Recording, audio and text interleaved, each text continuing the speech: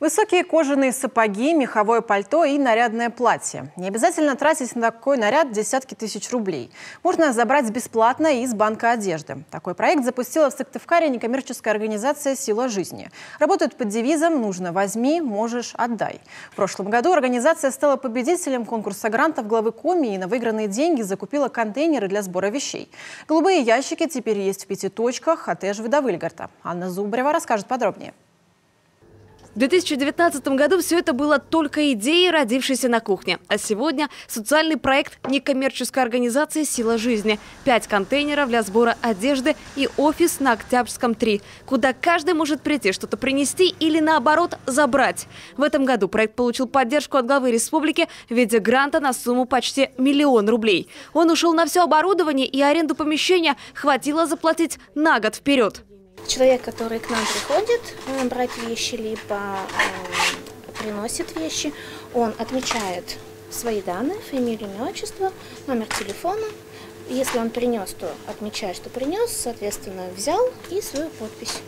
Не все оставляем, одежду оставляем, естественно, просим, чтобы она была вся выстиранная, новая, да, либо новая, либо максимально чистая. Смотрим, чтобы не было никаких дефектов, ни пятен, ни катышков. Все рабочие замки, чтобы были, там коленки были не протертые, да, не потертые. То есть максимально в хорошем состоянии. Принимаем такую одежду, которую человек другу подарит. Место на этих полках занимает только чистая одежда, без пятен и дефектов. Все пуговицы и замки должны быть в порядке, остальное идет в утиль. 2 раза в неделю контейнеры объезжают за пару дней. Они каждый раз успевают заполниться битком. Ажиотаж превысил все ожидания. Вот и при нас неравнодушная сыктывкарка принесла в офис несколько пакетов с детской одеждой. Про городе прочитали, про ребят, что открыли магазинчик. Ну, у меня от ребеночка остались какие-то вещи. Я думаю, выкидывать жалко, хорошенькие еще, а деткам пригодятся. За вещами приходят пожилые люди, многодетные семьи, те, кто попал в трудную жизненную ситуацию. Анастасия Слободян, руководитель проекта, говорит, готовы одеть человека полностью. Есть и обувь, а для малышей игрушки. Все выставляется на витрины только после обработки. В наличии вещи даже с бирками, платья, рубашки, пиджаки или кроссовки. Как, например, эти, красующиеся на самом видном месте, 52 размера. Организаторы не против расширения. Были бы люди, готовые открыть подобное в своем городе. Тем более, что из других районов постоянно обращаются. Будь то Усинск, Печора, села Сыктывдина, сейчас работают так. Если есть через кого, все необходимое здесь соберут и отправят вещи к новому хозяину. Эжва самый дальний контейнер. И получается затратно его привозить к нам сюда, здесь сортировать. С Эжвы также к нам приезжают люди и берут вещи. Если бы это было стационарно в Эжве, это было бы большим плюсом. И также там в других городах.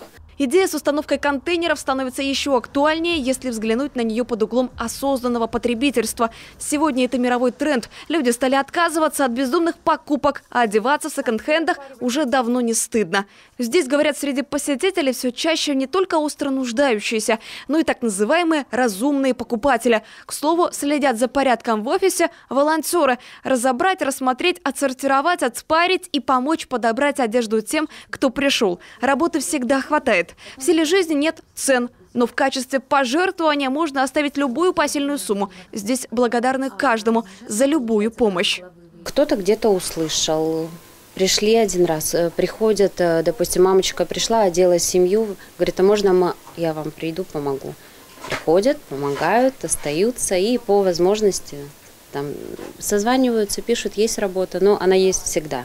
В Усинске уже заинтересовались подобным опытом, а потому есть вероятность открытия банка одежды и в арктическом городе. Анастасия заверяет, они помогут написать заявку на грант и получить материальную поддержку государства. А это у «Силы жизни» получается на ура. Буквально на днях узнали о победе в президентском конкурсе. Так что ждать в Сыктывкаре еще 2 контейнера. Они будут только для детской одежды. Анна Зубарева, Павел Люлянмин, телеканал Юрган, Сыктывкар.